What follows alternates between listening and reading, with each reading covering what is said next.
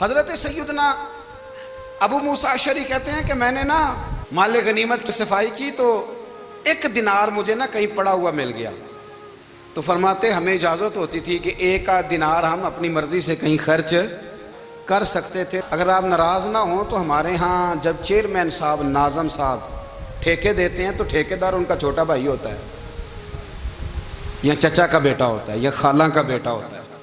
وہ خود ناظم ہوتے ہیں اور ان کا چھوٹا بھائی ٹھیکیدار ہوتا ہے، یعنی وہ نا سارا کچھ گھر کے اندر ہی رہتا ہے، گھر کے اندر ایک پیسہ دیتا ہے، دوسرا واپس اس کو واپس کر دیتا ہے، گھر کے اندر ہی۔ اب تو خیر ہمارے لوگ سمجھدار ہو گئے، ایک بندہ ایک سیاسی جماعت میں ہوتا ہے، دوسرا دوسری میں، اور تیسرا جس کی بھی حکومت آئی، حکومت تو ہماری رہے گی نا، ایک بندہ تو ہے نا اس جماعت میں۔ یہ اچھا لوگوں نے ایک طریقہ نکالا ہے۔ تو حضرت عمر کے بیٹا گزر رہا تھا تو حضرت ابو موسیٰ اشعری کہتے ہیں میں نے صفائی کی تو 1 دینار نکلا، تو میں نے وہ 1 دینار نا حضرت عمر کے بیٹے کو دے دیا۔ میں نے کہا لو بیٹا اپنے چچا کی طرف سے تحفہ۔ تو گھر جا کے انہوں نے حضرت عمر کو بتایا کہ چچا نے پیسے دیے ہیں، چھوٹے بچے تھے۔ حضرت عمر نے حضرت ابو موسیٰ اشعری کو بلا لیا اور بلا کے فرمانے لگے میں تو تمہیں اپنا دوست جانتا تھا اور تو نے میری اولاد کو ہی دنیا دار بنانا شروع کر دیا، میرے بچوں کو ہی تم نے دنیا دار پیسوں پہ لگانا شروع کر دیا، میں تو تمہیں یار سمجھتا تھا۔ فرمایا تمہیں چاہیے تھا میرے بیٹے کو نصیحت کرتے کہ بیٹا پیسوں سے رب راضی نہیں ہوتا، اس کی رضا والے کام کیے جائیں تو رب راضی ہوتا ہے۔ اور فرمایا تمہیں کوئی اور گھر نہیں ملا تھا تباہ کرنے کے لیے، میرا ہی گھر ملا تھا، اٹھاؤ اپنا دینار اور خبردار آج کے بعد میرے بچوں کے ساتھ یہ والی نیکی نہ کرنا۔ اور ہمارا کیا سٹیٹس ہے، دوستی ہے یہ اس سے جو تحفے زیادہ دے، جو بچوں کو خراب کرنے میں مدد زیادہ کرے اس کے ساتھ گرانا۔ حضرت عمر نے گھر پہ اور سب سے بڑھ کر اپنی ذات پہ توجہ کی۔ حضرت ابو مالک رضی اللہ تعالیٰ عنہ کہتے ہیں میں عمر کے پیچھے پیچھے ایک باغ میں گیا، اکثر اس باغ میں جایا کرتے تھے، اور عمر جا کے نا تو درخت کے نیچے بیٹھ گئے اور فرمانے لگے او امیر المومنین اللہ سے ڈر جا، ورنہ جس رب نے حکومت دی ہے وہ عذاب بھی بڑا دے گا، ڈر جا رب سے۔ کبھی ساری زندگی حضرت عمر نے اپنا کوئی تعارف نہیں کرایا، کبھی نہیں۔ ایک بندے نے آپ کے سامنے تعریف کر دی آپ کی تو فرمانے لگے تو خود بھی ہلاک ہوا اور مجھے بھی ہلاک کر دیا، کیا ضرورت پڑی ہے میری تعریفیں کرنے کی، اتنی دیر میری تعریف میں لگائی، اللہ کا ذکر کرتا رب تجھے ثواب دیتا، حضور پہ درود پڑھتا تو رب تیرے اوپر رحمتیں نازل کرتا، کس چکر میں ہے؟ آج جتنا اچھی کوئی خوشامد کرے اتنی اچھی وزارت ملتی ہے، جتنی اچھی اس کو جو ہے وہ چاپلوسی کرنی آیا درجہ بھی اسے اتنا ہی اچھا ملتا ہے۔ حضرت عمر فاروق رضی اللہ تعالیٰ عنہ آپ کے بیٹے کہتے ہیں، صاحب فتوح الشام نے لکھا ہے، آپ کے صاحبزادے کہتے ہیں میں نکلا تو میرے ابا جی نا اپنی پشت پر مشکیزہ رکھ کے کنویں سے پانی بھر کے آ رہے، میں دوڑ کے آگے گیا، میں نے کہا ابا جی مجھے دے دے۔ فرمانے لگے بیٹا تیرا کیا خیال ہے، کوئی اور نہیں تھا مشکیزہ بھر کے لانے کے لیے، تیرا کیا خیال ہے؟ کہا ابا جی بڑے لوگ تھے پر آپ کیوں اٹھا رہے ہیں؟ فرمانے لگے نفس نا ذرا میرا بڑا ہو گیا تھا، اسے ذرا ذلیل کر رہا ہوں، ذرا اپنا محاسبہ کر رہا ہوں، یہ مجھے کہہ رہا تھا تو بڑی چیز ہے، تو میں نا ابھی مشکیزہ گھر رکھ کے آؤں گا، پھر تیری ماں نے مجھے کہا ہے کہ گھر میں لکڑیاں کوئی نہیں جلانے کے لیے، پھر میں جنگل سے لکڑیاں کاٹ کے لاؤں گا، امیر المومنین بن کے نا تو میرا نفس تھوڑا بڑا ہو گیا۔ اب یقین کریں ہمارا ہاضمہ خراب ہو جاتا ہے جب تک ہمارا تعارف صحیح نہ ہو، ہمارا تعارف ٹھیک نہ ہو، میں یہ ہوتا ہوں میں وہ ہوتا ہوں، چھوڑ مٹی دیں تے مٹی رہنا ہی، مٹی دیں تے مٹی دیں تے مٹی رہنا ہی، ایویں کادی بلے بلے اج مٹی دے اتے بندیا تے کل مٹی دے تھلے، مٹی دیں تے مٹی رہنا ہی، کادی بلے، مجھے پوچھ لو مجھے جان لو میرا نام لے لو، میں بھی آیا ہوں، میں بھی ہوتا ہوں، میرا بھی یہ تذکرہ ہے۔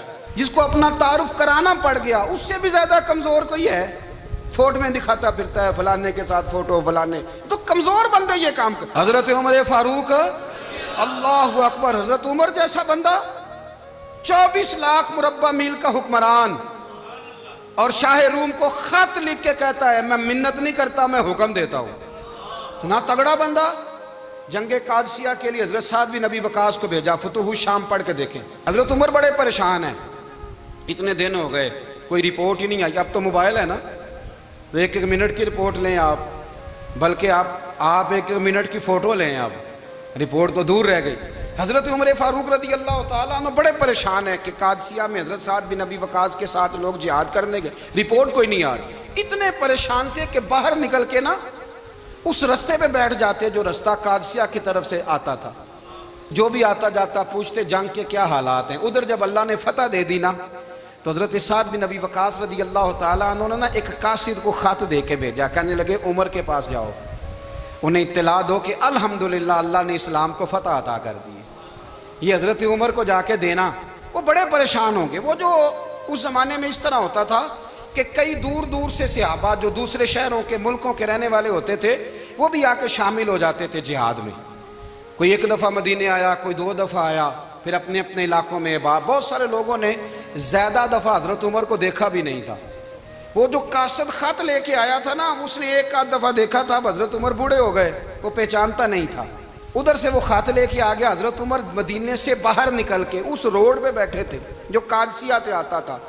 جب وہ اس آدمی کو آتے دیکھا تو حضرت عمر اٹھ کے کھڑے ہو گئے, فرمانے لگے قادسیہ سے آ رہے ہو؟ وہ کیا کہتا ہے؟ پھٹے پرانے کپڑے, ٹوٹے ہوئے جوتے, سر پہ پرانی پگڑی. کہنے لگے غلام مدینے کے رہنے والے ہو؟ حضرت عمر کہنے لگے ہاں مدینے کا ہوں. کہا میں قادسیہ سے آیا ہوں, الحمدللہ اللہ نے اسلام کو فتح دے دی ہے, الحمدللہ کفر کی کمر ٹوٹ گئی ہے. اس نے یہ بات کر کے تو گھوڑے کو ایڑی لگائی, گھوڑا دوڑنے لگا مدینے کے. حضرت عمر بھی ساتھ ساتھ دوڑ رہے. فرمانے لگے اچھا بتاؤ خالد بن ولید کا کیا حال ہے؟ تھوڑا آگے جا کے فرمانے لگے اسامہ بن زید کیسے ہے؟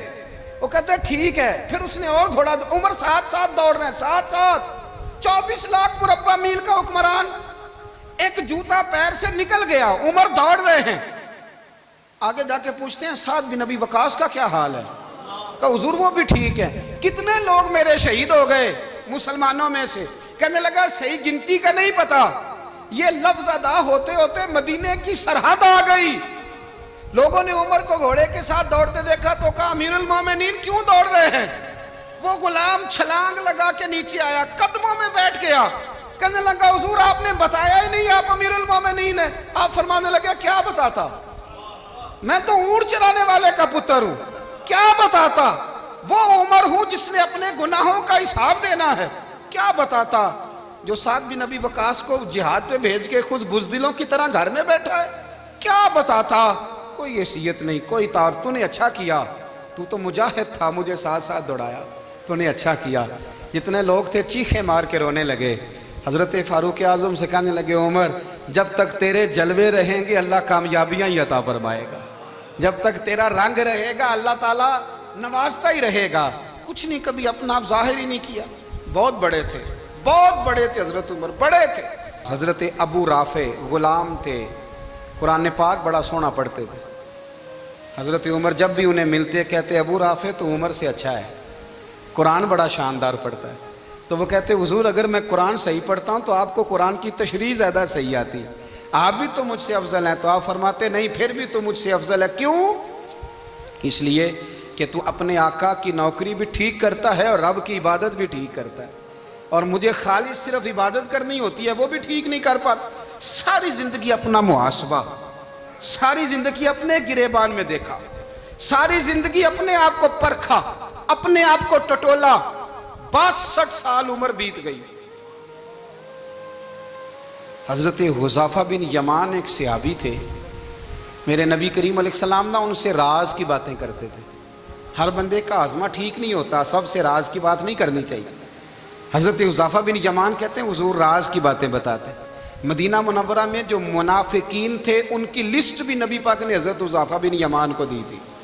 جب کوئی مشکوک آدمی مر جاتا نا تو صحابہ کہتے ہیں ہم دیکھتے اگر حضرت حذیفہ نے جنازہ پڑھا ہے تو ہم بھی جنازہ پڑھ لیتے. نبی پاک نے بھی کچھ جنازے نہیں پڑھے. ترمذی میں ہے فرمایا عثمان سے جو بغض رکھے اس کا جنازہ نہیں پڑھیں گے.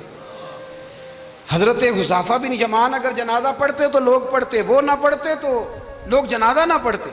حضرت حذیفہ بن یمان کہتے ہیں جناب عمر فاروق کی خلافت کے آخری ایام تھے, کچھ دنوں کے بعد وہ شہید ہو گئے.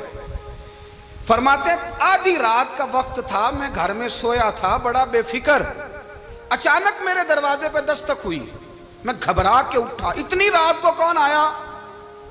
کہتے ہیں قربان جاؤں, دروازے پہ گیا تو امیر المومنین فاروق اعظم دروازے پہ. میں نے کہا عمر کوئی حکم تھا تو مجھے بلا لیتے. کہنے لگے میں نا امیر بن کے نہیں آیا, تیرا ویر بن کے آیا ہوں. امیر المومنین کی حیثیت سے سرکاری کام سے بلاتا تو وہاں بلاتا، مجھے ایک ذاتی کام پڑ گیا۔ کہتے ہیں میں نے عمر کو گھر کی اندر بلا کے چارپائی پہ بٹھایا، میں نے کہا حضور میں غریب آدمی ہوں، میں کیا آپ کے کام آ سکتا ہوں؟ تو کہتے ہیں انہوں نے نا مجھے ساتھ بٹھا لیا، پھر میرا ہاتھ پکڑ لیا، کہنے لگے تو عمر کو جانتا ہے؟ عمر جھوٹ نہیں بولتا، تو جانتا ہے عمر وعدوں کا پکا ہے؟ کہا حضور جانتا ہوں۔ کہا میں اس وقت آیا ہوں جب دیکھ بھی کوئی نہیں رہا۔ حضرت حذیفہ بن یمان کہتے ہیں پریشان ہو گیا، حضور پہیلیاں نہ بجھوائے، مہربانی کر بتائیں کدھر آئے ہیں؟ تو حضرت عمر فاروق فرمانے لگے 62 سال کا ہو گیا ہوں، 63 میں چل رہا ہے، داڑھی سفید ہو گئی ہے، پھل پک گیا، اٹھ فریدہ ستیا، داڑھی آ گئی پور، اگا نیڑے آ گئی، پچھا رہ گئی دور، اب قبر اشر کا معاملہ صاف نظر آنے لگا ہے۔ کہا حضور مجھ سے کیا چاہتے ہیں؟ حضرت عمر رو پڑے، کہنے لگے آج میں عشاء کے بعد نکلا ہوں تو نبی پاک کے صحابہ مجھے نیک کہہ رہے تھے، پھر میں نے بچوں کی ماں سے اور بچوں سے بھی پوچھا ہے، وہ بھی مجھ سے راضی ہیں، پر حذیفہ تیرے ساتھ نبی پاک راز کی باتیں کرتے تھے، سچ بتا کہیں عمر کا نام منافقوں میں شامل تو نہیں؟ سچ بتا ان منافقین میں تو شامل نہیں، کہیں اوپر سے تو نہیں سارا کچھ؟ حضرت حذیفہ بن یمان کہتے ہیں میں باپ کے مرنے پہ اتنا نہیں رویا جتنا عمر کے سوال پہ رویا۔ میں قدموں میں بیٹھ گیا، میں نے کہا نہیں عمر یہ تو میں نے نہیں سنا، لیکن یہ میں نے نبی پاک سے ضرور سنا ہے کہ میرے بعد اگر کوئی نبی ہوتا تو عمر ابن خطاب ہوتا۔ یہ میں نے اپنے کانوں سے سنا ہے کہ عمر جس گلی سے گزرے شیطان رستہ بدل جاتا ہے۔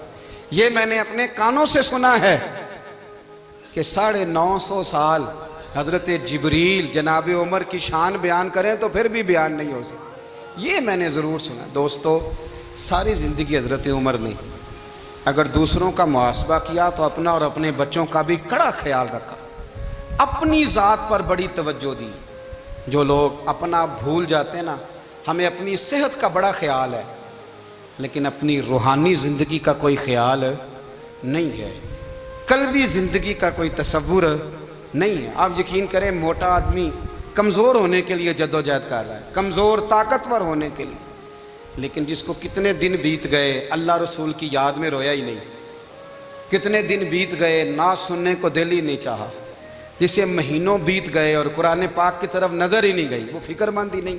زندگی زندہ دلی کا نام ہے، مردہ دل کیا خاک جیا کرتے ہیں؟ بھائی حضرت عمر کی زندگی دور حاضر میں ہمیں یہ سبق دیتی ہے کہ کڑی نگرانی رکھو اپنے پودوں کی، کڑا خیال رکھو اپنے ذاتی باغ کا، اور یہ جو تمہارے دل کی دنیا ہے یہ تمہاری روح کی زندگی ہے، اس کا محاسبہ کرتے رہو۔ نبی کریم علیہ السلام نے فرمایا اپنا حساب خود کر لو قبل اس کے کہ تمہارا حساب کیا جائے۔ اپنا حساب، ہم ساری دنیا کا حساب کرتے پھرتے ہیں، کوئی کہاں سے کماتا ہے کہاں کھاتا ہے، پر اپنا حساب حضور نے فرمایا حساب کر لو قبل اس سے کہ تمہارا حساب۔ مولا علی فرماتے ہیں نماز پڑھ لو قبل اس کے کہ تمہاری نماز پڑھی جائے۔ اپنا محاسبہ کریں، تھوڑا سا نا اوپر دائیں بائیں دیکھنے کی بجائے تھوڑی سی گردن جھکا کے نا، درویش کہتے ہیں برے بندے نو میں لبن ٹریا تے جگ تے ملیا نہ کوئی، اپنے اندر چاتی پائی تے میتھوں برا نہ کوئی۔ تھوڑی سی اپنی طرف توجہ دیں۔ ہم نا بے چین وقت گزار رہے ہیں، بے قرار ہیں، بے سکون ہیں، سبب یہ ہے کہ ہم نے نا اپنا حساب کرنا چھوڑ دیا ہے۔ حساب کرو گے، بے حساب تو بندہ روٹی کھا لے تو بیمار ہو جاتا ہے، اور اگر زندگی بے حساب گزرے، گناہوں کا حساب ہی نہ کیا جائے، تقوی کی طرف توجہ ہی نہ کی جائے، تو پھر زندگی دشوار ہو جاتی ہے۔ ہمیشہ مدحت خیر الانام میں گزرے۔